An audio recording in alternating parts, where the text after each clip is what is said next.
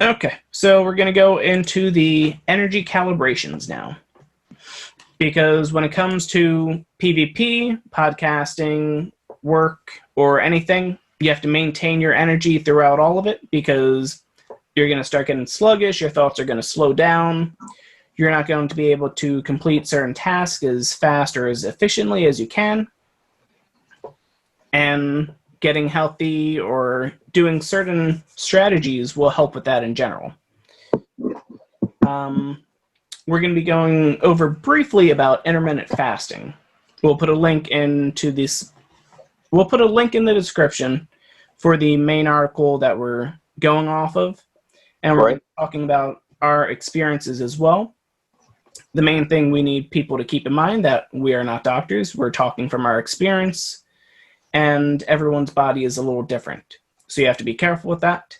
This is more or less to get people off in the right trajectory, open up their mind to other possibilities and ways that they can improve their game. Because healthy body, healthy mind, esports leagues have their strategies going. So if you happen to look into an esports team, they have team houses. Their team houses are healthy eating. They hit the gym here and there.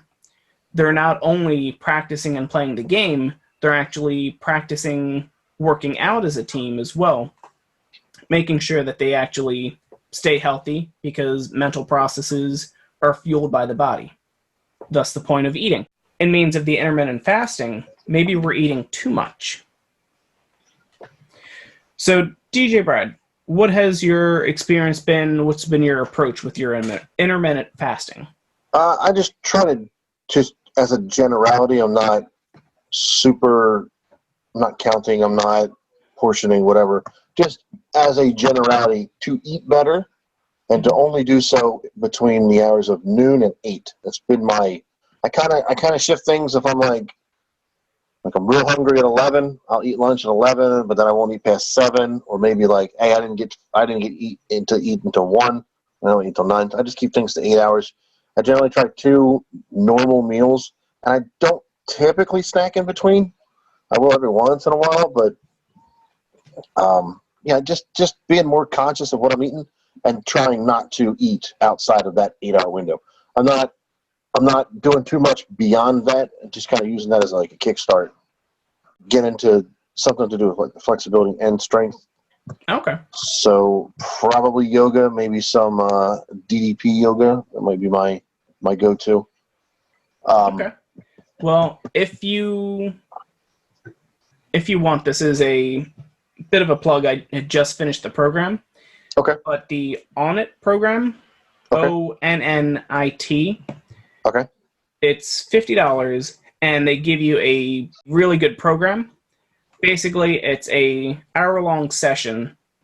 It's 5 days of. They have a few different programs. Basically, it's an hour of working out each day. Okay. There are some rest days where you basically do the warm-up and the cool-down, and you're not doing anything extra.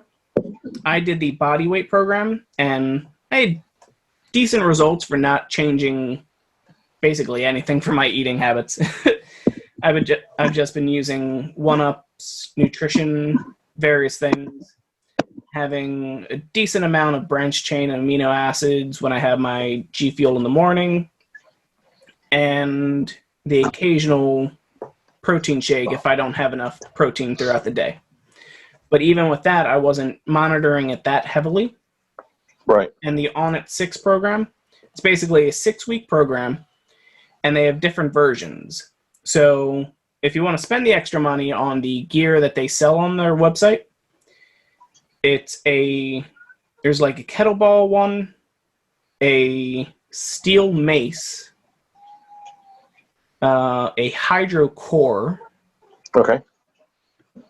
The standard body weight one, which is the one I did, and durability, which is basically 2 steel clubs. Oh wait, no, there's a club one, and then there's just a regular mini club for durability or something like that. Okay. But basically, the program really helps out with I don't know if you've if you haven't worked out in a while and you try and get back into it, sometimes your wrist or your ankles tend to get extra sore because the body's just not used to doing that type of stuff again. Yeah. Their warm-up programs will help warm up and loosen up the joints and everything. And then they have yoga in the middle of it. So it's the 5 days of the workouts or the rest day, whatever. And then they have 2 days of yoga in there. It was $50 for the body weight one. Okay. And then the other programs, they're $50 for their online courses, but you have to buy the weights or whatever as well. So those are options if you're interested. Word? On it? Onnit? Yeah, let me send you send you an email on it because it might give you a promo on it. Okay. I'm on their website now. Leave it up for now. We'll come back at it when we're done. Yeah, they have. Oh yeah, the other part of it is it's a video series, and the video series shows you 3 people. One person doing beginner, one person doing intermediate, one person doing advanced. And depending on your skill level or what you can handle on that day, you can then choose which workout you want to do based off of that. And they're fairly interactive and easy to follow along with, so. But yeah. So like you were saying with the intermittent fasting, it's basically a lot of programs call for the 16-to-8 ratio.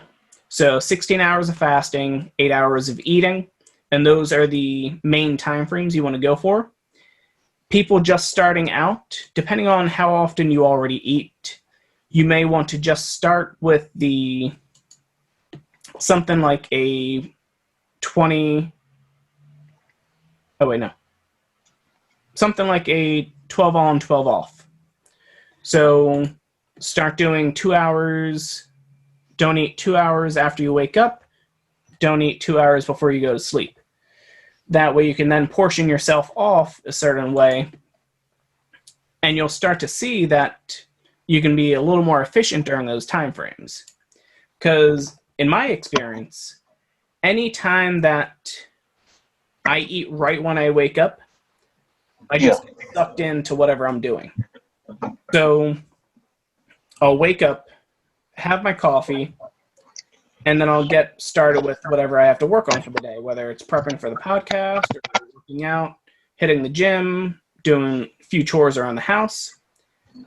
Because once I sit down and I start eating, if I have the day off, I'm just going to keep eating. It was just a big problem that I ran into, that if I did not fast in the morning, then my focus would be jutting around just all over the place, and it would be difficult for me to stay on task. I did the intermittent fasting at work this week. I had my coffee in the morning.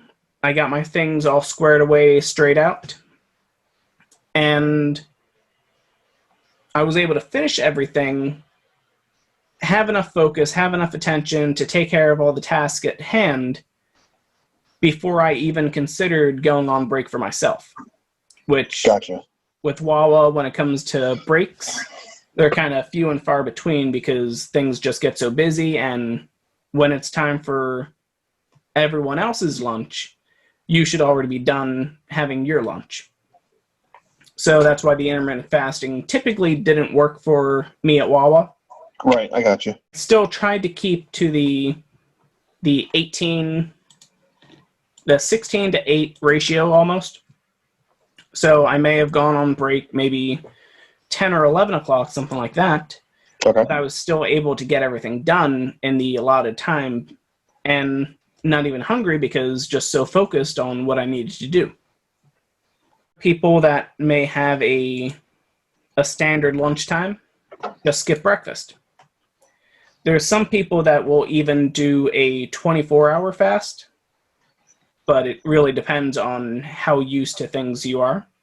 So basically, you have dinner on one day, and then you don't have dinner. You don't eat until you eat dinner again.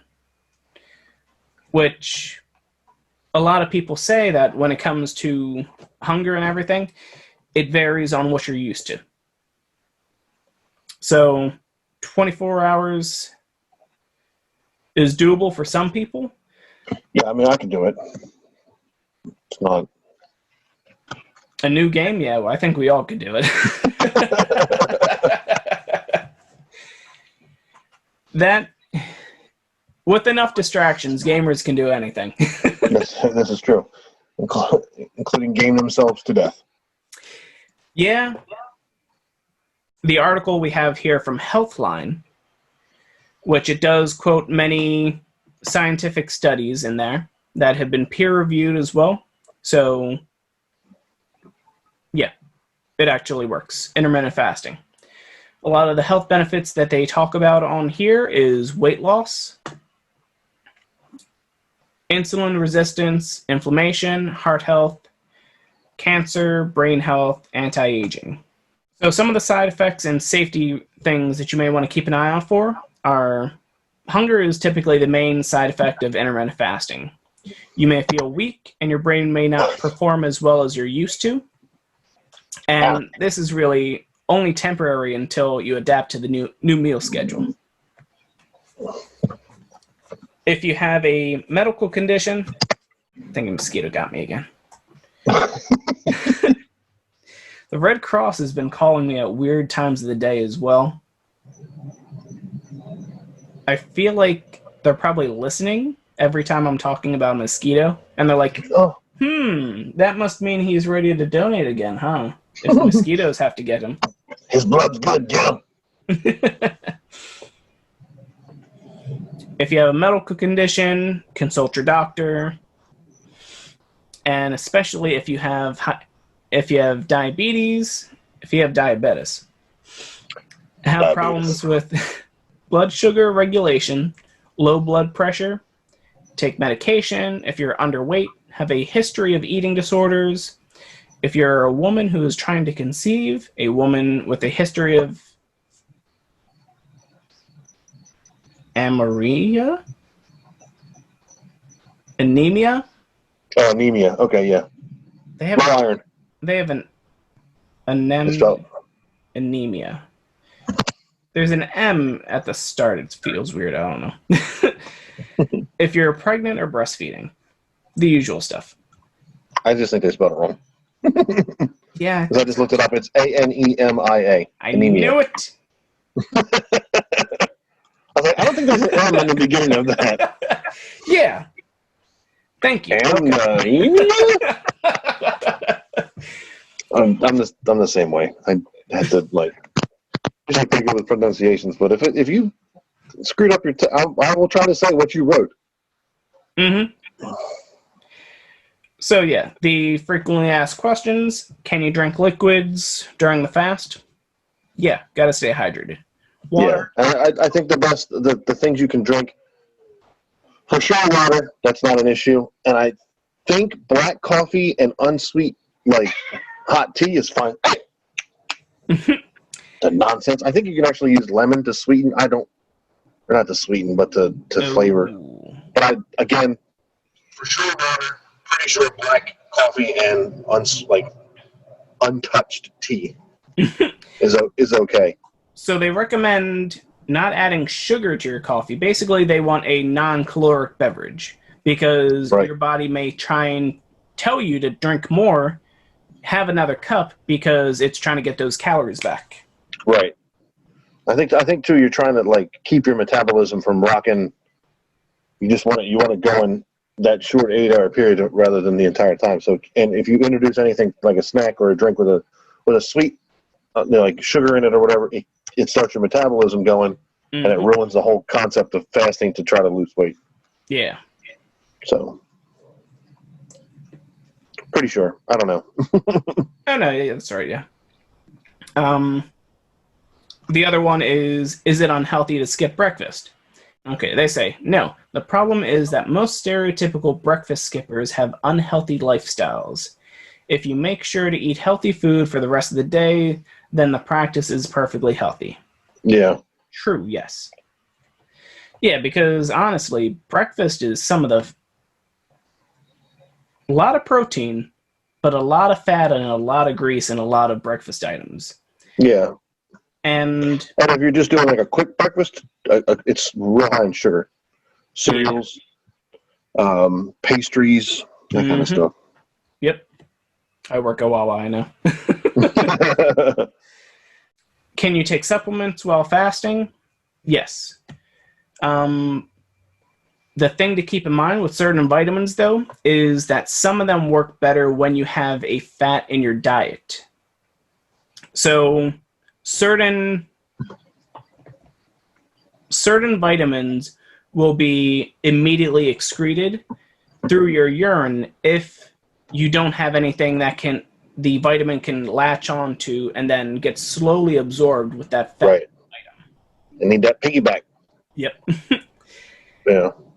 Can you work out while you're fasted? Yeah. Well, once again, you want to make sure that you're ready for it. So see how you are with it first before doing a fasted workout. If you're doing a intermittent fast for the first time, try that workout, try it out. And branched chain amino acids are great for doing it as well. Like I said before, I do the branched chain amino acids with my G Fuel, actually. Or a few other combinations. I use the One-Up. What's the name? The One-Up branched chain amino acid EAA.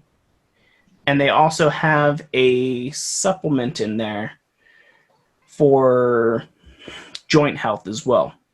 Okay. But maybe I'll put that in the description too. I don't know.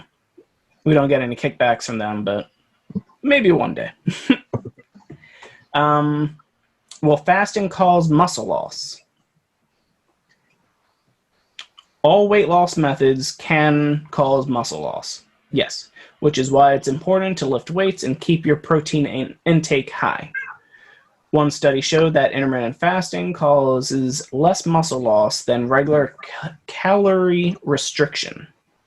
A concern that the question holds with that is that when your body doesn't have enough calories or enough fuel to go from it, the muscles are the first thing that the body will take energy from. So basically, if you're changing up your diet and not eating enough, then your body is going to naturally take from your muscles. That's why some people that go on a diet, they lose their muscle mass if they're not maintaining enough protein to keep those muscles fueled. The other question would be, will fasting slow down my metabolism? No. Studies show that short-term fasts actually help boost metabolism. However, a longer fast of 3 or more days can suppress the metabolism. So the intermittent fasting is right in that sweet spot where it's a daily fast.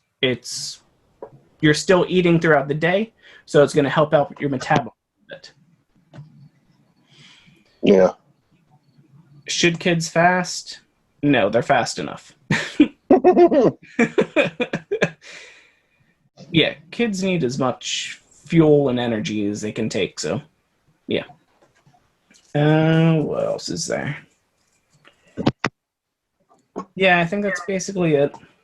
Yeah, it's a pretty simple kind of, I'm not going to say safe, but like less challenging method. It's good for habit building. Right, and it's a good base. Like, do this, build from there. Yeah. This class that Wawa had through Johnson & Johnson that was called the corporate athlete class. And a lot of it came down to habit building and ritual building. Your nutrition may not always be the best, but as long as you have the habit of hitting the gym when you can, where you can, and staying healthy, those rituals will carry you through with everything. They often say that a habit or a change in your diet doesn't fully take for 90 days. And that's because Well, I'm jumping around all over now, aren't I? So the idea behind that is the microbiome. We'll go into it in another episode, but basically speaking, microbiome is basically how you get those cravings for items. The reason why you get those cravings for all those sweets and everything is because your microbiome has grown, evolved, and multiplied based off of all those sweets. So when it doesn't have it, it's going to be telling you the only way that it can tell you, which is through a craving. Because when your stomach is speaking, it can't speak the same words that your brain can take, but it knows how it can trigger you and get you towards that way that it needs or the way that it wants. Yeah. Because the body just wants to stay the same. It doesn't want to actually change because it's survived so many different years doing this way, so it's going to try and keep you going as long as it can. Anything else for it? As far as intermittent fasting, I got my piece in. I got nothing more to say. Okay. I know. You're fine. I just don't want to go too fast through it, so. No, you're good. You're good. Yeah.